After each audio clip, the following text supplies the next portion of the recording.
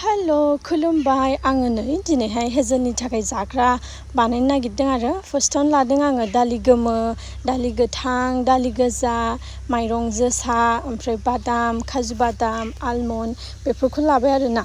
ओमफ्राय दा बेखौ मोजाङै सुबाय, मोजाङै सुनानैहाय नैबिदि स्ट्रेनारावहाय दसे दोनबाय आरो दैखौहाय फसरबाय, ओमफ्राय फसरखांनानैहाय 20 मिनिट्सफोर फसरबाय आरो ओमफ्राय फसरखांनानैहाय नै मोजां मोनसे कटन सि लादो, ओमफ्राय थोरसि सायाव बदो, ओमफ्राय नङाबा सान्द्रिफोरनि सायाव बदो, ओमफ्राय नै बेखौ मोजाङै फोरानदो आरो जेनेबा हाफ एन आवार नङाबा 45 मिनिट्स नङाबा 1 आवारबाबो जायो आरो सान्दुं मोजाङावहाय मोजां फोरानदो। ओमफ्राय नै बेयो एसे मोजां रानखांबा सारायखौ एसे गुदुं खालामनानै नै बिदि होदो आरो बिदि होनानैहाय एसे एसे एवबाय मोजां। एसे बे बादामफोराथ' गोथां नालाय एसे खाथ्सा, ओंखायनो मोजां एवनानै नै दा आङो मिक्साराव होनोसै। एसे गथा गथाबाबो जेबो नङा, पाउदार जालायनाङा आरो दा एसे मिक्साराव होबाय। मिक्साराव होखांनानैहाय नै बिदि मोजां मोनसे कन्टेनारावहाय, जेरावहाय नोङो बार हाबनो हाया बिदि कन्टेनारावहाय दोनदो।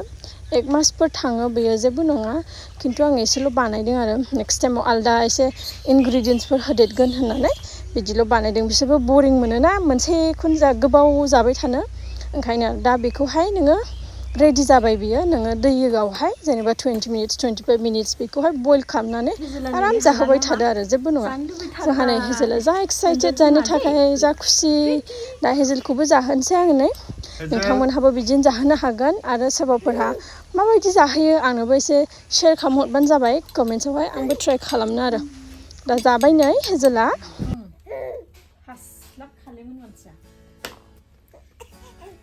दे लेने एको नाखौ सिङावहाय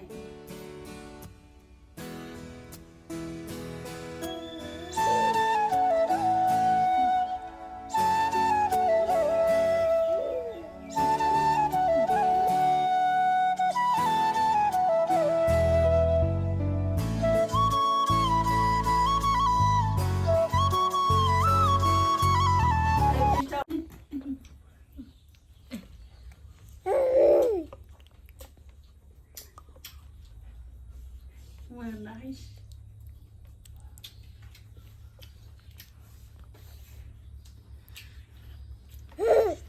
I want it.